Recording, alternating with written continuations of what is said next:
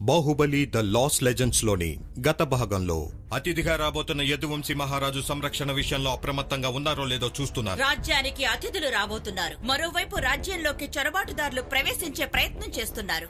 మీ పుట్టుక వెనుకున్న కారణం తెలుసుకుని దానికి న్యాయం చెయ్యండి. మిమ్మల్ని ఇక్కడ మీకు శిక్షణ ఇవ్వబోయేది ప్రధాన గురువు. అటు చూడు, చొరబాటుదారులు మరో గ్రామాన్ని ధ్వంసం చేశారు. అయితే ఏదో ఒకటి చెయ్యాలి. మాతో యుద్ధం చేయడానికి బొమ్మలతో వచ్చారా? ఈ మూర్ఖుల్ని అంతం చేయండి. శిక్షణ కొరకు ఉపయోగించే ఆయుధాలు మనం వెళ్లి సైనికులను తీసుకురావాలి. అల్లా ఈ పరిస్థితుల్లో వదిలి వెళ్తే అందరినీ చంపేస్తారు. నేర్చుకున్నదంతా మర్చిపోయావా? ఇలా మారుతావని ఊహించలేదు బాకు. తమ వద్ద నేర్చుకున్నది ఎలా మర్చిపోగలను రాజమాత? ఈ జీవితం ప్రజలకు అంకితం. ఈ ప్రజలే నా జీవితం. ఇక్కడ జరిగింది ఎవరికి చెప్పను.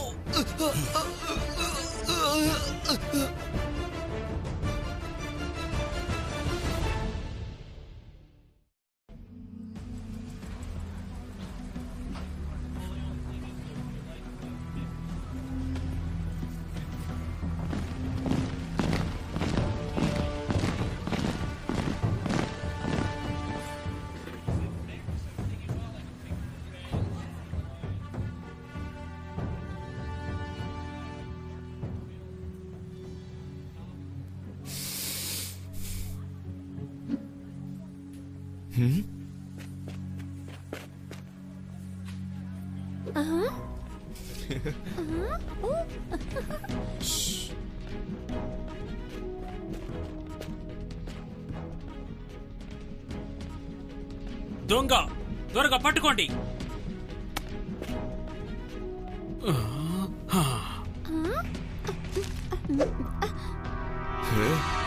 గుర్తుంచుకో, ఒక వ్యక్తి కళ్ళెదురుగా నేరం జరుగుతున్నప్పుడు చూస్తూ నిలబడి ఉంటే అతన్ని కూడా అపరాధి అని అంటారు బాహుబలి.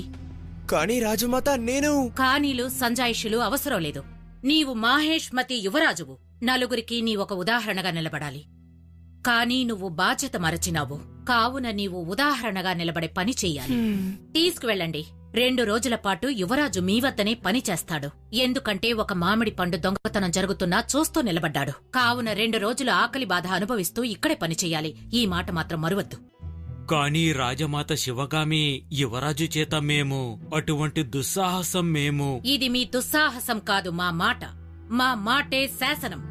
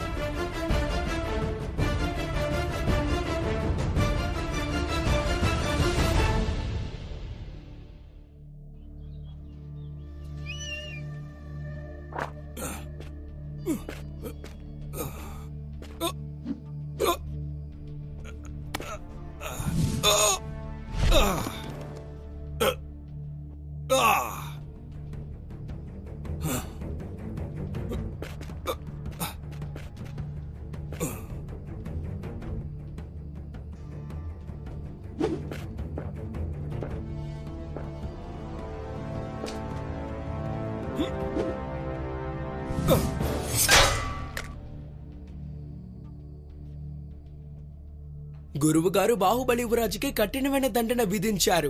నునుపు తేలిన ఎత్తైన కొండల పైకెక్కి మామిడి పళ్ళని కోసుకురావడం మాకు తెలిసినంత వరకు సులభం కాదు. దీనికే చింతిస్తున్నావా? అవినాష్ ప్రధాన గురువు కంటపడితే దండన మరింత కఠినంగా ఉంటుంది. అది కూడా నిజమే. ఆ మూర్ఖుడు చెప్ప చేయకుండా ఎక్కడికో వెళ్లాడు. అటువంటి తప్పు చేసిన వాళ్ళని కఠినాతి కఠినంగా శిక్షించాలి. అతను మీ మిత్రుడు. ఏమంటారు బల్లాలదేవ యువరాజా? అవినాష్ ఆచూకీ మీకు తెలుసా? తప్పు చేసిన వాళ్ళెవరైనా తగిన దండన అనుభవిస్తారు. తగిన దండన అంటే మరణదండన విధించినట్టు చెబుతున్నారు. గురువుగారు గాలించడం మొదలు పెడితే అతను తప్పించుకోలేడు. నిజము తప్పక నిగ్గు తేలుతుంది. ఏమంటారు యువరాజా? అవును, అవశ్యము తేలుతుంది. అవినాష్ సంగతి సరే, నేడు యదువంశీ మహారాజు వస్తున్నారు. సుపుత్రికని కూడా వెంట తీసుకొస్తున్నారట కదా. ఆమె అందచందాల గురించే చర్చ. అటు చూడండి.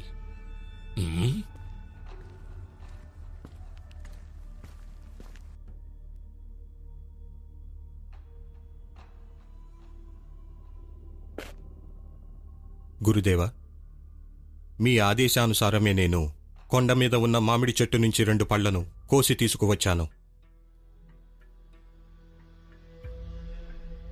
ఈ 2 మామిడి పండ్లు పూజ కొరకు మా భోజన సమయమునకు మరో 2 కావలెను. మా భోజనానంతరమే మీకు భోజనము. తమ ఆజ్ఞ శిరసావహిస్తాం. ఆ మందహాసానికి అర్థమేమి బల్లా? నీవు కూడా బాహు వెంట వెళ్ళు. కడుపు నిండిన వారికి వ్యాయామం అత్యవసరం. తమ ఆజ్ఞ శిరసా వహిస్తాము. పందెం పెట్టుకుందామా? ముందుగా పండ్లను కోసి తెచ్చిన వారే విజేత. పందానికి నేను సిద్ధమే బాహు.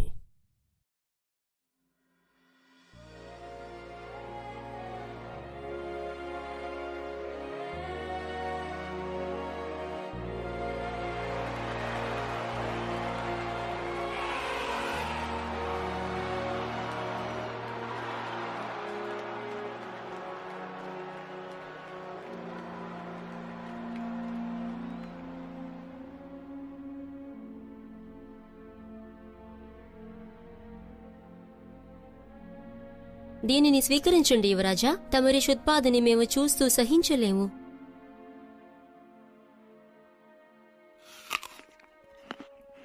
విచ్చేయుచున్న అతిథులు ఎవరు?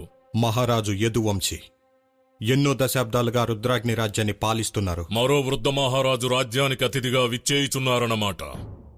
ఆహ్వానిద్దాం.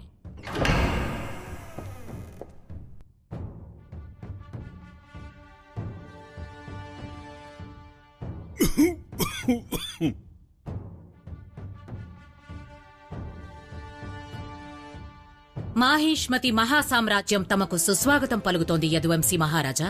తమరి ఆహ్వానం మా పూర్వజన్మ సుకృతం శివగామి.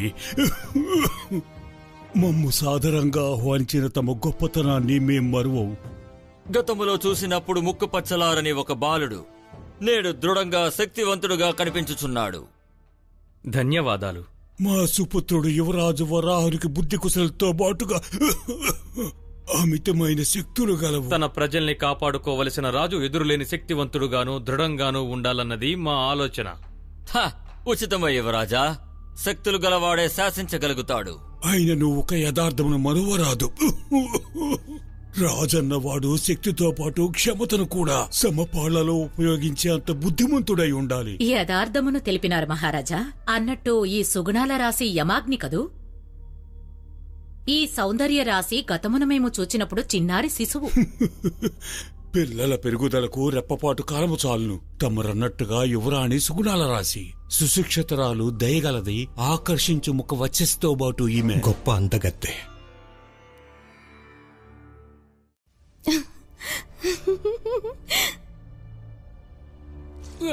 మూర్ఖుడా, మా దుస్తులు పాడు చేసినావు. శాంతించుమ పుత్ర, ఆ సేవకుడు తీరు చూస్తుంటే అల్పుడవైన నీ కారణముగా ఇందరి మధ్య అవమానముల పాలైతివి. వారి సేవకుడు అతడు. కలుగజేసుకునే అధికారం మనకు లేదు. చేసిన తప్పిదమునకు శిక్ష అనుభవించినాడు సోదరా. మా సుపుత్రుడు ఏ చిన్న తప్పిదము జరిగినా క్షమింపజాలడు. మా కళ్ళారా చూచితిమి. ఇక మనం అంతఃపురములోనికి వెళ్లి సంభాషించుట సమంజసం.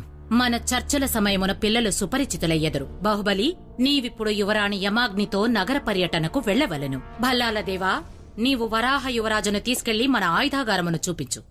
తమ సోదరుడి పరిస్థితి కడు శోచనీయం. మా సోదరి నోరు మెదిపిన మాట ఆగదు. కాని మన పరిచయము మాకు మిక్కిలి ఆనందమును కలిగించినది.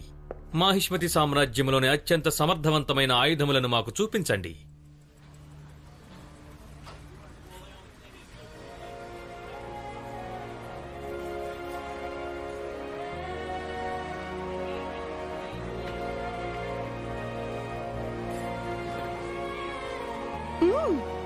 దీనిని మా కొరకు కొన్నారా? మనకు సొంతము కాని దానికి మూల్యము చెల్లించకుండా తీసుకుంటే అది దొంగతనమే అవుతుంది.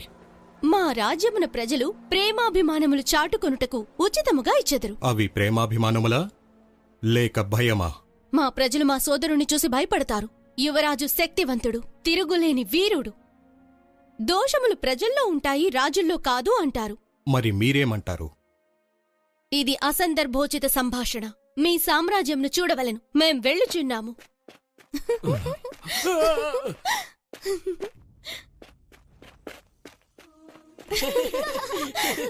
మా రాజ్యమును మేమెన్నడూ ఇంత హాయిగా నవ్వలేదు. నేను సహాయపడనా?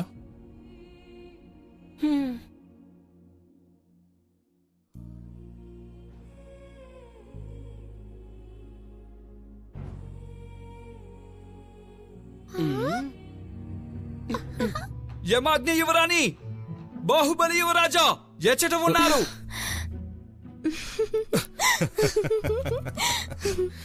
ఇక మనము తిరిగి వెళ్ళాలి. మరికొంత సమయం మనం ఇటులనే ఉంటే యుద్ధము సంభవించవచ్చును.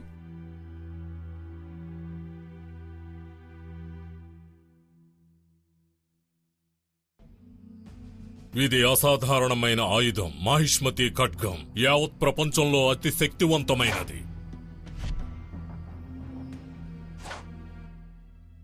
బరువైనది, సమతుల్యము గలది. అయినను తమరన్నట్లుగా ఇది అంత శక్తివంతమైనదా? మాహిష్మతి ప్రజా సంకల్ప బలశక్తి ఎంత గొప్పదో ఇది కూడా అంతే గొప్పది. వరాహ యువరాజా, ఇతను మా సేవకుడు, కట్టప్ప నామధేయుడు, మాహిష్మతి సామ్రాజ్య రక్షకుడు, మహాసేనాధిపతి. అనిన రాజవంశ సేవకుడు. ఇతని గురించి విన్నాము. ఆ ఖడ్గశక్తిని పరీక్షించదురా యువరాజా. నిరాశపరచదని మాటిస్తున్నాను. భల్లాల దేవా, ఈ ఖడ్గమును పరీక్షించవలెను. అవశ్యము యువరాజా.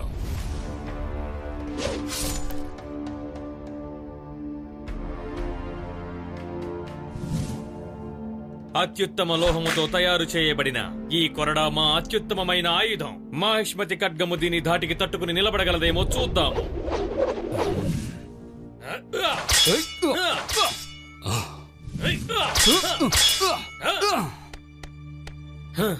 చిన్న గీటు కూడా పడలేదు. మాహిష్మతి ఖడ్గము దృఢమైనది. మా కొరడా ధాటికి సాధారణ ఆయుధములు తట్టుకొనలేవు. మేము విజృంభించినచో బలహీన పడిపోవును.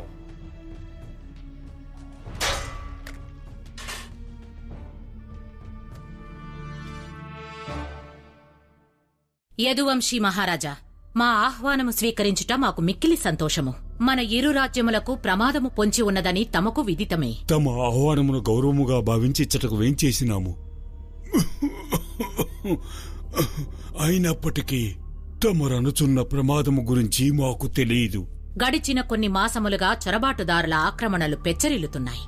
కొంతకాలం క్రితం మా ఇరువురి యువరాజులు పురుగురి గ్రామమును వారి బారి నుంచి కాపాడినారు. రోజురోజుకు వారి సంఖ్య పెరుగుతూనే ఉన్నది. అది యథార్థము. ఈ మధ్య దుండగులు మా రాజ్యసీమపై దండయాత్ర చేయుచున్నారని మేము విని ఉన్నాము. ఆ దురాక్రమణలను అంత సులభముగా అరికట్టగలమని అనిపించుటలేదు మహారాజా. అయినా ఇప్పుడు తక్షణ కర్తవ్యం సంయుక్త కూటమి. ఏమి?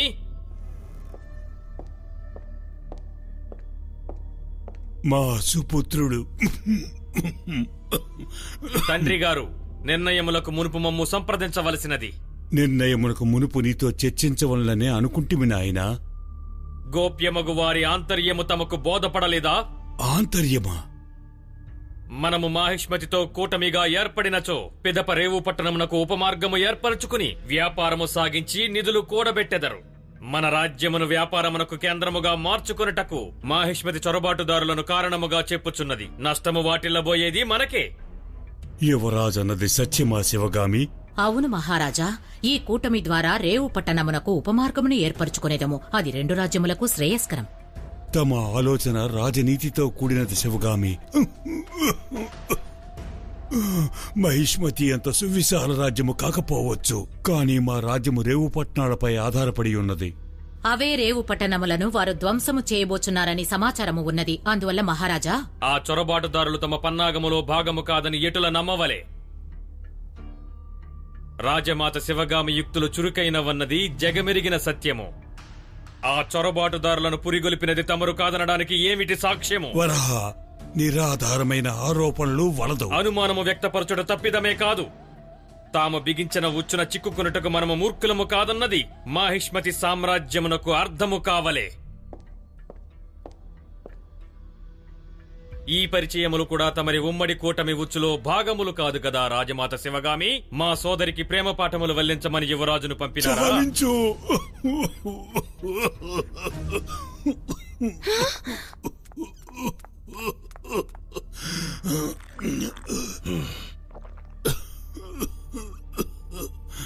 రాజ అతిథులుగా ప్రవేశించిన మనం వారితో గౌరవంగా మాట్లాడవలే. మాట అదుపు చేయి. దయుంచి మా సోదరుని తప్పిదమును మన్నించండి రాజమాత. వీరుడైన నా సోదరుడు చెప్పదలిచింది ముక్కుసూటిగా చెప్పెదడు. అది ఒక మంచి రాజుకు ఉండవలసిన లక్షణం. దాన్ని కొందరు మాత్రమే అర్థం చేసుకొనెదరు. మా సోదరి చెప్పున్నది నిజము. మా తీరుకు మన్నింపు కోరుచున్నాము రాజమాత. గతం గతః యువరాజా, మనకు భవిష్యత్తు ముఖ్యము. యదువంశీ మహారాజు సుదూర ప్రయాణము వల్ల అలసినారు. వారు విశ్రమించిన పిదప తదుపరి చర్చలు కొనసాగించదము. అవశ్యము రాజమాత. తదుపరి చర్చల సమయమున మేము కూడా అవశ్యము వారికి తోడుగా ఉండెదము.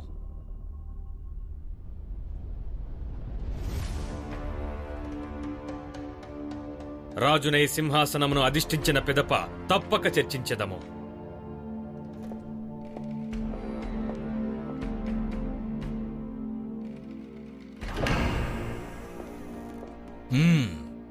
ఈ యువరాజు రాజైనచో పిదప చర్చలకు తావనేదే ఉండదు. అయినను ఈ సంయుక్త కూటమి అనివార్యము. ఈ చర్చలు సఫలీకృతమయ్యేందుకు మనం ఏదో ఒక మార్గం ఆలోచించవలే. ఈ కూటమి రెండు రాజ్యములకు హితము. సఫలీకృతులము కావాలన్నా వరాహ యువరాజు ఈ చర్చలకు దూరముగా ఉండవలే.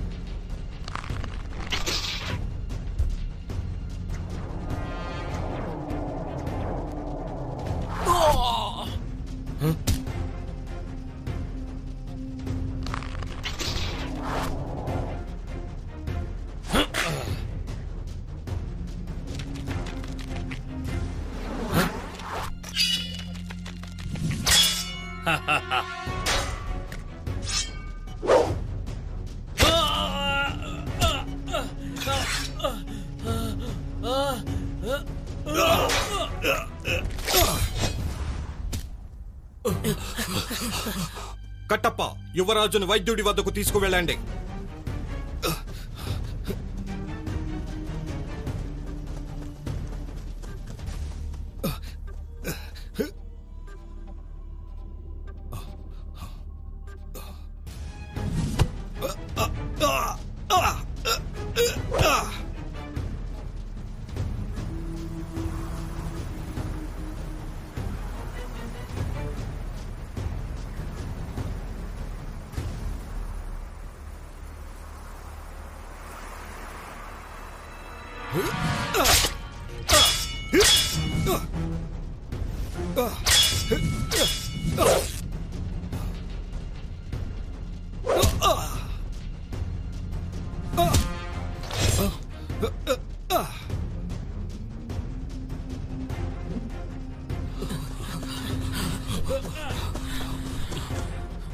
బాహు ఏమైనది? దాడి చేసిన వారు ఏమైనారు? కాలికి బుద్ధి చెప్పారు భల్లా, కానీ వారి ఉనికిని చాటి వెళ్లారు. కపట నాటకము. తండ్రి గారు, ఎవరైనా మన రాజ్యమున ఇట్టి దుస్సాహసమునకు ఒడిగట్టెదరా? దయచేసి శాంతించుము యువరాజా. అవును సోదరా, విశ్రాంతి అవసరమని రాజ్యవైద్యులు తెలిపినారు.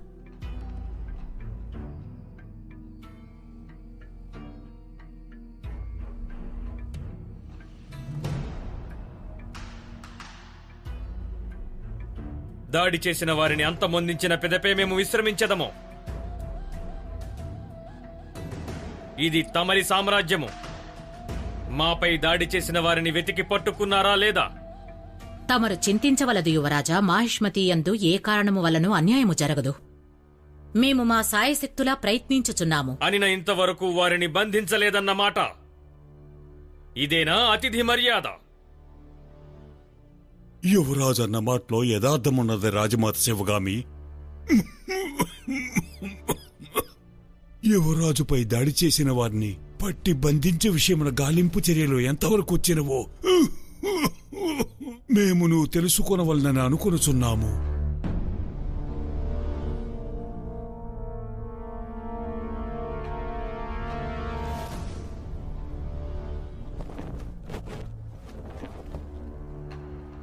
ఘటనా స్థలమున దొరికినవి.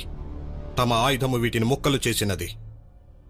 ఒక సాధారణమైన ఖడ్గంతో దాడి చేసినప్పుడు శక్తివంతమైన తమ ఆయుధము ఢీకొన్నచో ఇదే పరిస్థితి ఏర్పడును. మీ ఆంతర్యమేమిటి? పొరుగు గ్రామముపై చొరబాటుదారులు దాడి చేసినప్పుడు ఇట్టి ఆయుధములే తారసపడినవి. చొరబాటుదారులా? వారు మామూలు చొరబాటుదారులు కారు. వారు మరింత కిరాతకంగా మారినారు. మా సామ్రాజ్యమునకు తమరు అతిథులుగా వచ్చినారన్న సమాచారము అంది ఉండును. ఈ సంయుక్త కూటమిని భగ్నపరిచేటందుకే ఈ దాడి జరిపి ఉండెదరు. యథార్థం అదే అయినచో సంయుక్త కూటమి కొరకు జరుగుతున్న ఈ చర్చలను శీఘ్రముగా సంపూర్ణము చెయ్యవలే. నిర్ణయము తీసుకున్నట్టుకు మాకు కొంత వ్యవధి కావాలను రాజమాత. అవశ్యము యదువంశీ మహారాజా. తామిరువరు సముచిత నిర్ణయము తీసుకొనగలరు. మాపై దాడి జరిపిన వారిలో ఏ ఒక్కరిని మేము ప్రాణములతో విడవబోము.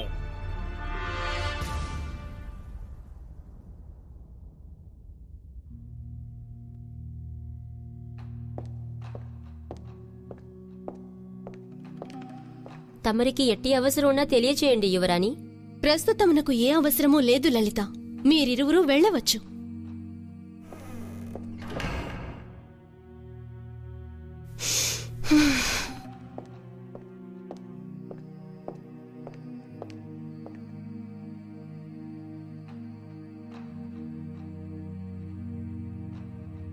ఎవరక్కడా?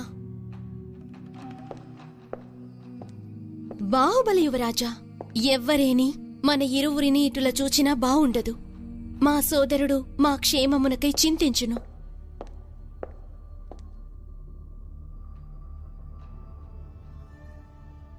మీరు వెతుకుచున్నది దీని గురించేనా?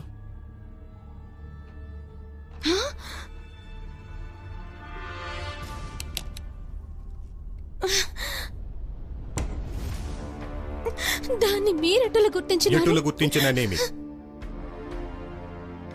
అది పెద్ద విషయము కాదు. ఆయనను దయించి మాకు సహాయము చేయండి.